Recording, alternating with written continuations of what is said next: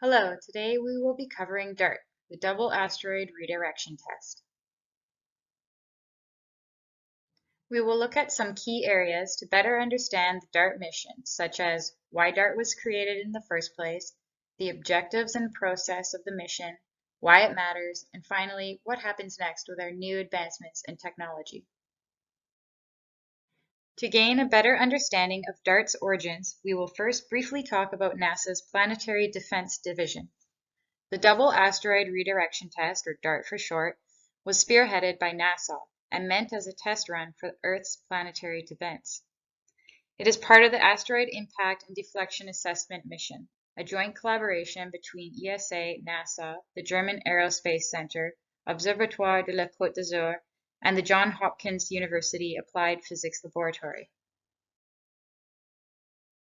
The Planetary Defense Division at NASA was put in place to address potential threats to our planet, such as the discovery of an asteroid or comet on a collision course with the Earth, and is testing plans to keep us safe through missions like DART.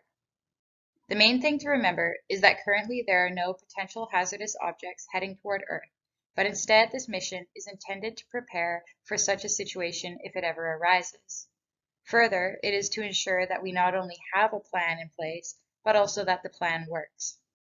NASA's planetary defense works to monitor the sky for potentially hazard objects or near-Earth objects that may be a threat to Earth. They constantly are working to provide advancements in technology that can be used to protect our planet from impacts. And they keep track of potentially dangerous objects as well.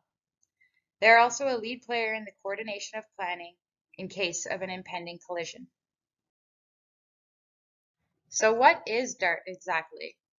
DART is the first ever mission to attempt to redirect the path of an asteroid by crashing a spacecraft into it. The plan? To crash the spacecraft into the asteroid and through kinetic impact change the course of the asteroid. It was launched on a SpaceX Falcon 9 rocket from Vandenberg Space Force based in California on November 23, 2021.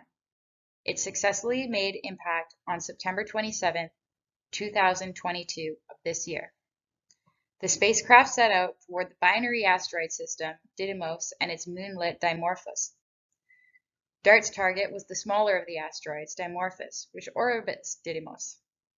Essentially, this is a huge science experiment to establish whether crashing into an asteroid would change its orbit around the Sun, and if this method could be used in the future to deflect Earth-threatening objects from impacting Earth. Besides changing the direction of the asteroid, what were the other objectives of the mission?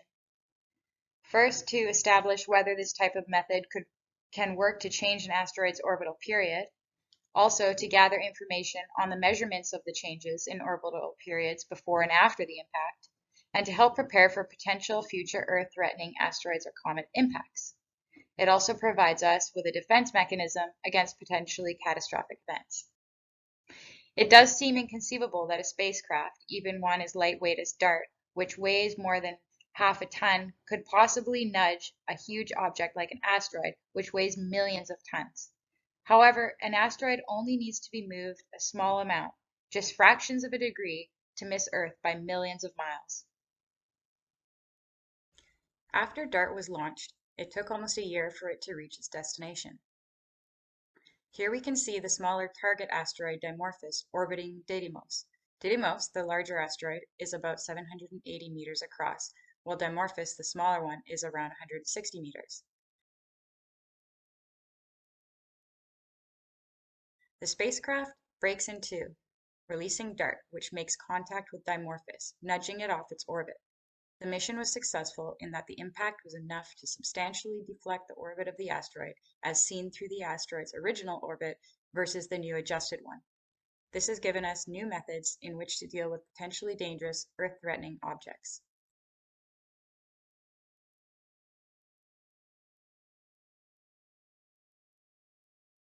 So why does all this matter? A potentially hazardous object, or a PHO, is an asteroid or comet with a diameter greater than 140 meters that approaches Earth at a distance of less than 5% of the distance from Earth to the Sun. The majority of these won't be dangerous to us. In fact, according to NASA, none of the known PHOs have a high likelihood of striking Earth in the next 100 years. However, only 40% of these objects, according to this estimate, are known. This is demonstrated by a periodic reminder, such as the meteor that exploded over Chelyabinsk, Russia, in 2013. This object was only 60 feet wide, but created an airburst and shockwave that affected 6 cities across the country. Therefore, tests like DART help us better understand and prepare for possible asteroid or comet impacts. Further, so much of space exploration involves discovering things outside of our own planet, whereas DART aims to protect it, so it is unique in this sense. DART maneuvered using its onboard camera Draco and autonomous navigation software. These directed the spacecraft to collide with Dimorphos at a speed of about 6.6 kilometers per second, which altered the moonlet speed by less than 1%. So what do we do now with the newly found technique of redirecting asteroids? Well, the mission was successful, but many more tests will need to be done as there is an incredible amount of room for error. However, we can have comfort in knowing that there is some form of plan in place in case of a threat to Earth from a comet or asteroid. Now we will watch the final footage provided by NASA as DART flies past Didymos to make its impact with Dimorphos. Usually when a signal goes out on a spacecraft, it's considered a failure. However, in this case, it was a sign of victory.